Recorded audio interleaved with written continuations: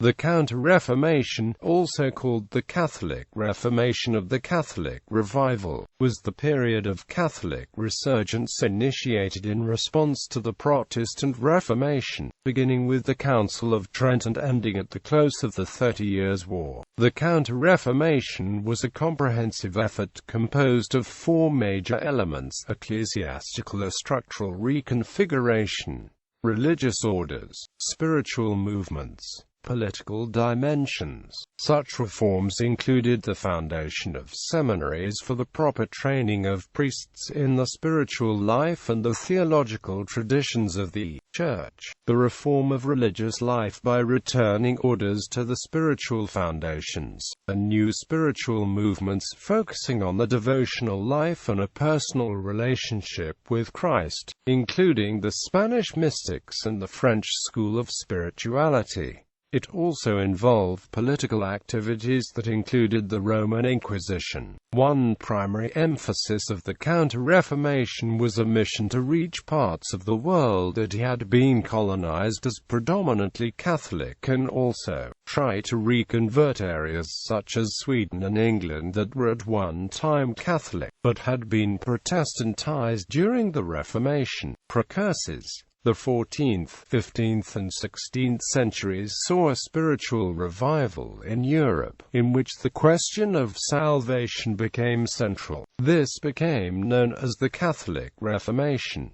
Several theologians harked back to the early days of Christianity and questioned the spirituality. The debates expanded across the whole of Europe in the 15th and 16th centuries, whilst secular critics also examined religious practice, clerical behavior and the Church's positions. Several varied currents of thought were active, but the ideas of reform and renewal were led by the clergy. The reforms decreed at Lateran v. had only a small effect. Some positions got further and further from the Church's official positions, leading to the break with Rome and the formation of Protestant churches. Even so, conservative and reforming parties still survived within the Catholic Church even as the Protestant Reformation spread. The Protestant Church decisively broke from the Catholic Church in the 1520s. The two distinct dogmatic positions within the Catholic Church solidified in the 1560s. The Catholic Reformation became known as the Counter-Reformation, defined as a reaction to Protestantism rather than as a reform movement. The regular orders made the first attempts at reform in the 14th century. The Benedictine Bull of 1336 reformed the Benedictines and Cistercians. In 1523, the Camaldolese hermits of Monte Corona were recognized as a separate congregation of monks. In 1435, St. Francis of Paola founded the Poor Hermits of St. Francis of Assisi, who became the Minim Fry. In 1526, Matteo da Bascio suggested reforming the Franciscan rule of life to its original purity, giving birth to the Capuchins, recognized by the Pope in 1619.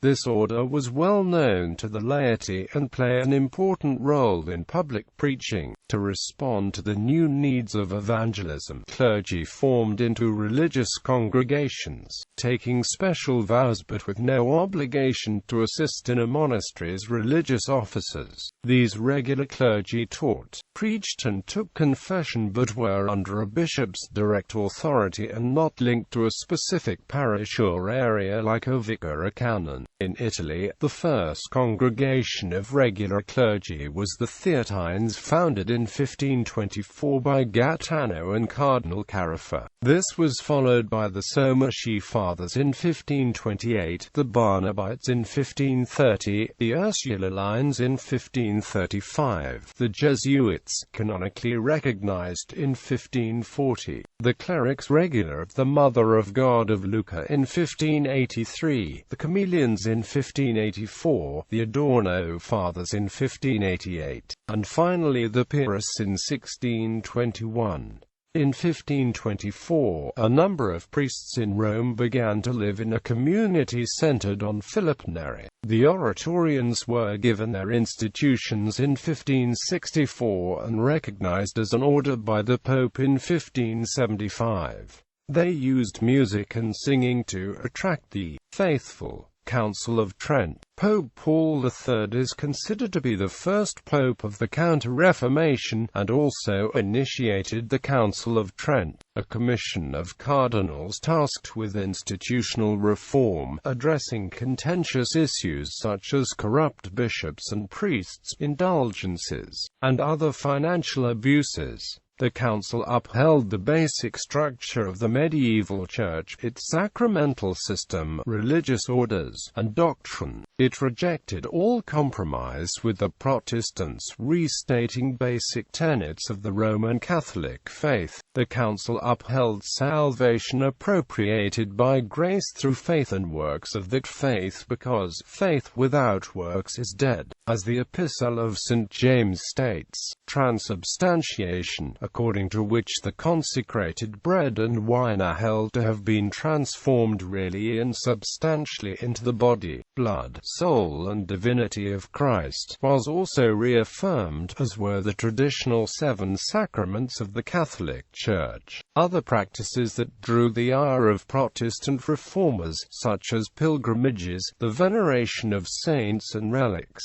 the use of venerable images and statuary, and the veneration of the Virgin Mary, were strongly reaffirmed as spiritually commendable practices. The Council, in the Canon of Trent, officially accepted the Vulgate listing of the Old Testament Bible, which included the deuterocanonical works on a par with the 39 books customarily found in the Masoretic text. This reaffirmed the previous Council of Rome and Synods of Carthage, which had affirmed the Deuterocanon as scripture. The Council also commissioned the Roman Catechism, which still serves as authoritative church teaching. While the traditional fundamentals of the Church were reaffirmed, there were noticeable changes to answer complaints that the counter-reformers were tacitly willing to admit were legitimate. Among the conditions to be corrected by Catholic reformers was the growing divide between the clerics and the laity. Many members of the clergy in the rural parishes, after all, had been poorly educated.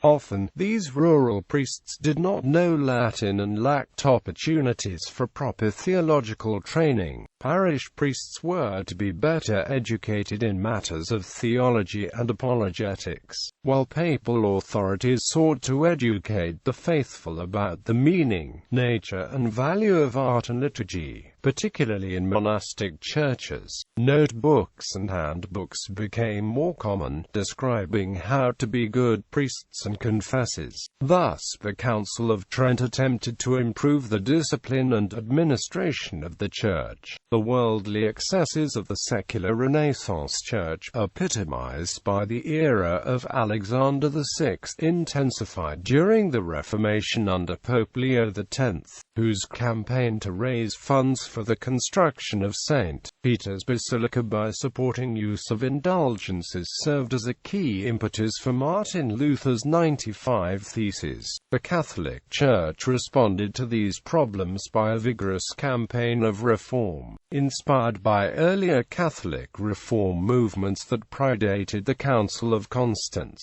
humanism, devotionalism, legalism, and the Observantine tradition. The Council, by virtue of its actions, repudiated the pluralism of the secular Renaissance which had previously plagued the Church. The organization of religious institutions was tightened, discipline was improved, and the parish was emphasized. The appointment of bishops for political reasons was no longer tolerated. In the past, the large land holdings forced many bishops to be absent bishops, who at times were property managers trained in administration. Thus, the Council of Trent combated absenteeism, which was the practice of bishops living in Rome or on landed estates rather than in the dioceses. The Council of Trent also gave bishops greater power to supervise all aspects aspects of religious life. Zealous prelates, such as Milan's Archbishop Carlo Borromeo, later canonized as a saint, set an example by visiting the remotest parishes and instilling high standards. Religious orders. New religious orders were a fundamental part of the reforms. Orders such as the Capuchins, Discalced Carmelites, Discalced Augustinians, Augustinian Recollects, Cistercian Fulans, Ursulines, Theatines, Barnabites, and especially Jesuits worked in rural parishes and set examples of Catholic renewal. The Theatines undertook checking the spread of heresy and contributed to a regeneration of the clergy. The Capuchins, an offshoot of the Franciscan order notable for the preaching and for the care for the poor and the sick, grew rapidly. Capuchin-founded confraternities took special interest in the poor and lived austerely. Members of orders active in overseas missionary expansion expressed the view that the rural parishes often needed Christianizing as much as the heathens of Asia and the Americas. The Ursulines focused on the special task of educating girls, the first order of women to be dedicated to that goal. Devotion to the traditional works of mercy exemplified the Catholic Reformation's reaffirmation of the importance of both faith and works and salvation through God's grace, and repudiation of the maxim sola scriptura emphasized by Protestant sects. Not only did they make the Church more effective, but they also reaffirmed fundamental premises of the medieval Church. The Jesuits were the most effective of the new Catholic orders. An heir to the devotional, observantine, and legalist traditions, the Jesuits organized along military lines.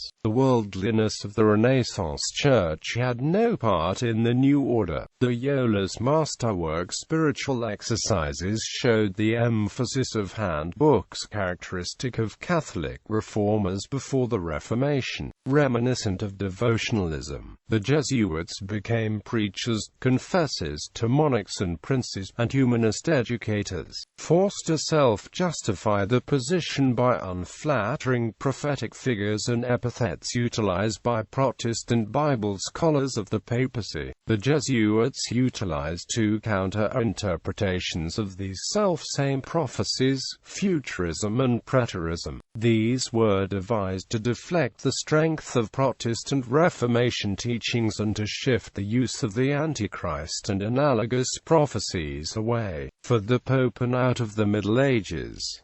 These methods left an enduring mark upon history. Their efforts are largely credited with stemming Protestantism in Poland, Bohemia, Hungary, southern Germany, France, and the Spanish Netherlands. Jesuits participated in the expansion of the Church in the Americas and Asia by the missionary activity. Loyola's biography contributed to an emphasis on popular piety that had waned under political popes such as Alexander VI and Leo X. After recovering from a serious wound, he took a vow to serve only God and the Roman Pontiff, his vicar on earth. The emphasis on the Pope is a reaffirmation of the medieval papalism, while the Council of Trent defeated conciliarism. The belief that general councils of the Church collectively were God's representative on earth rather than the Pope. Taking the Pope as an absolute ruler, the Jesuits contributed to the Counter-Reformation Church along a line harmonized to the Vatican. Politics. The Netherlands. When the Calvinists took control of various parts of the Netherlands in the Dutch Revolt, the Catholics led by Philip II of Spain fought back. The king sent in Alexander Farnese as Governor-General of the Spanish Netherlands from 1578 to 1592.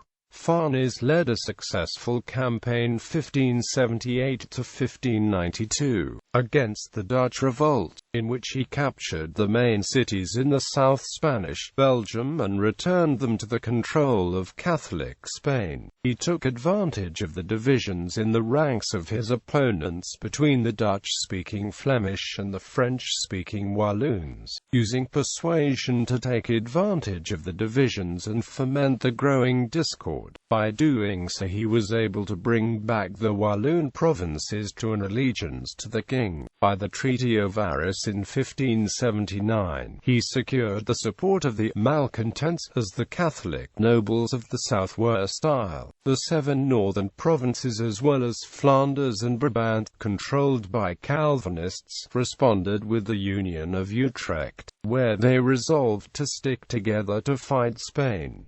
Farnese secured his base in Hainaut and Artois, then moved against Brabant and Flanders. City after city fell. Tournai, Maastricht, Breda, Bruges and Ghent opened the gates.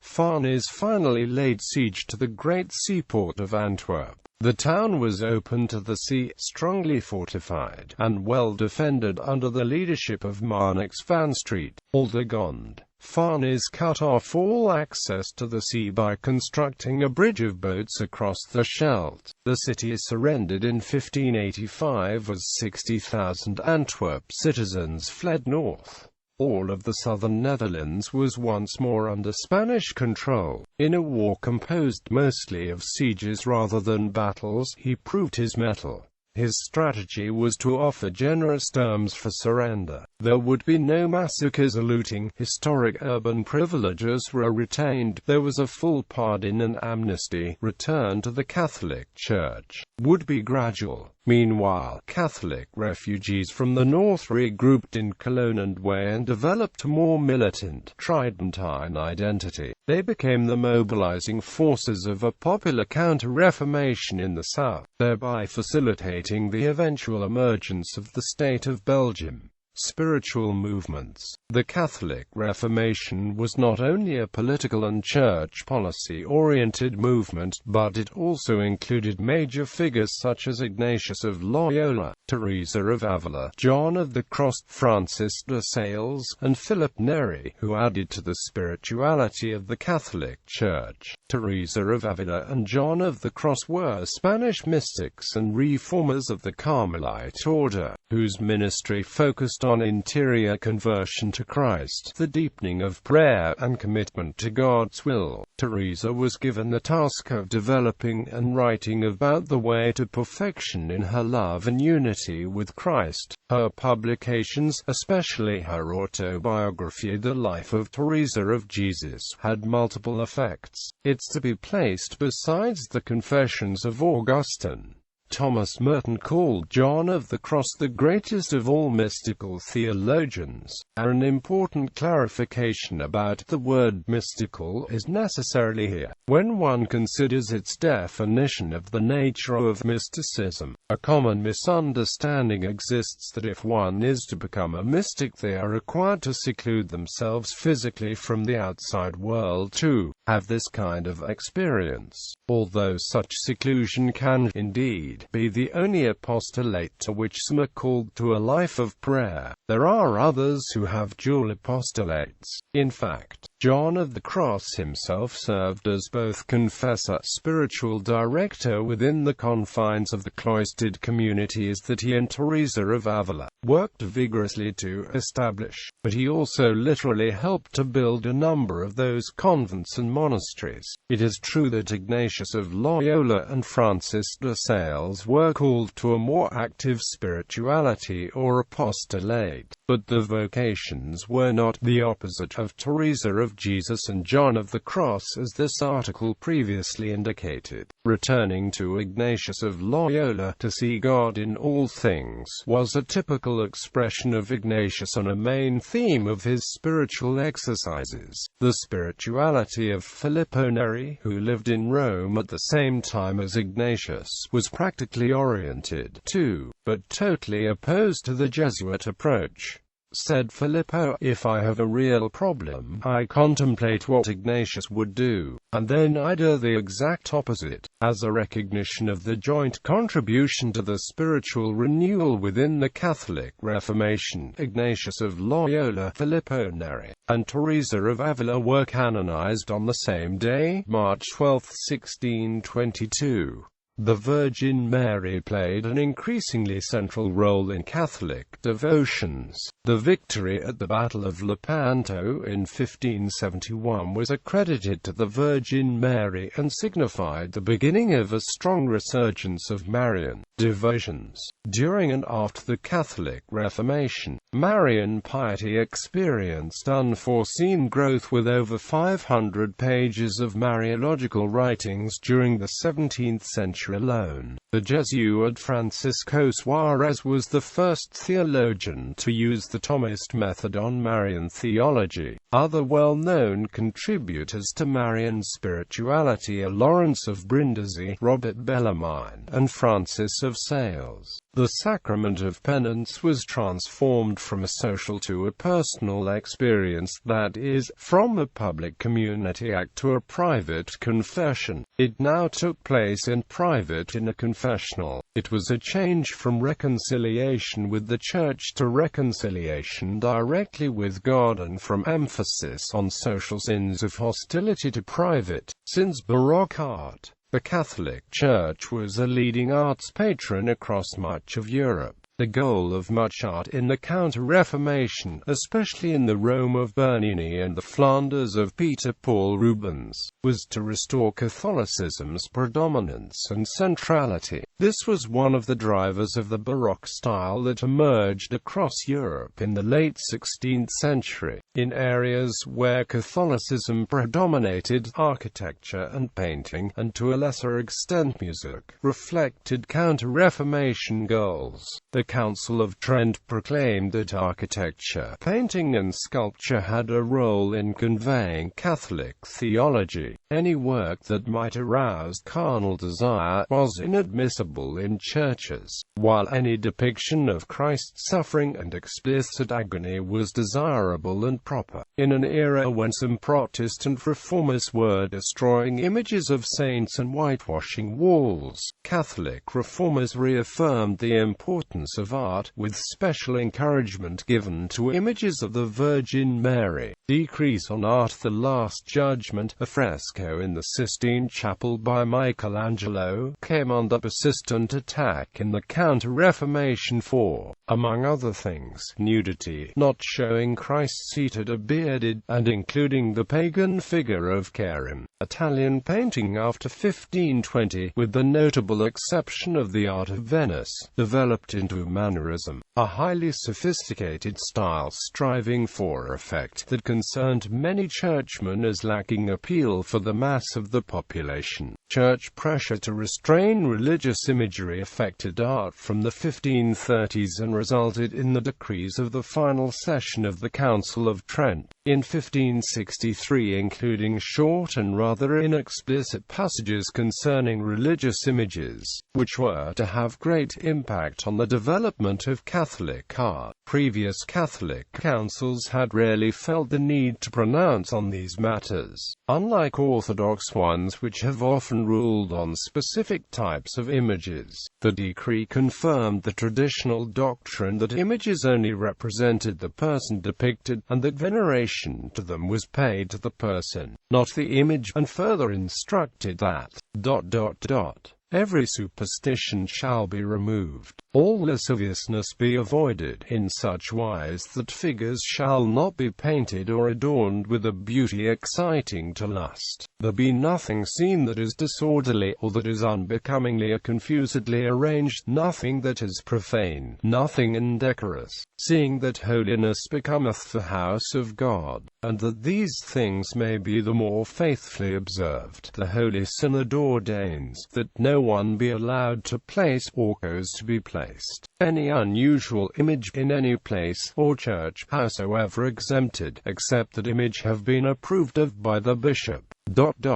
10 years after the decree, Paolo Veronese was summoned by the Holy Office to explain why his Last Supper, a huge canvas for the refectory of a monastery, contained, in the words of the Holy Office, buffoons, drunken Germans, dwarfs and other such scurrilities, as well as extravagant costumes and settings, in what is indeed a fantasy version of a Venetian patrician feast. Veronese was told that he must change change his painting within a 3-month period. In fact, he just changed the title to The Feast in the House of Levi, still an episode from the Gospels but a less doctrinally central one, and no more was said. But the number of such decorative treatments of religious subjects declined sharply, as did, unbecomingly, a confusedly arranged Mannerist pieces, as a number of books, notably by the Flemish theologian Molanus, St. Charles Borromeo and Cardinal Gabriel Paliotti, and instructions by local bishops,